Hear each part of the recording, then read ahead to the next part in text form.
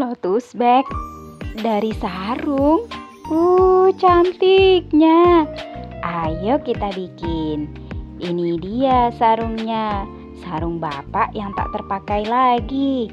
Nah, aku pakai 3 layer ya, karena nggak punya dakron lembaran. Jadi biar lotus bagnya tebel, aku pakai 3 layer sarung.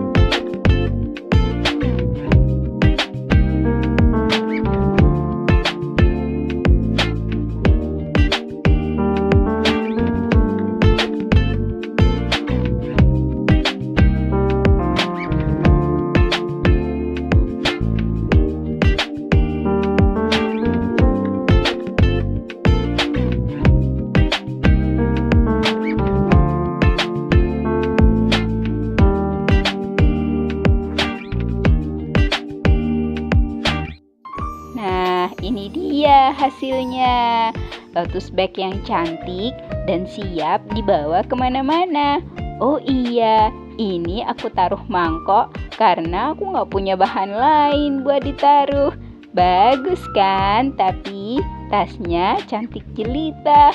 Wah, cuma modal sarung jadi sebagus ini.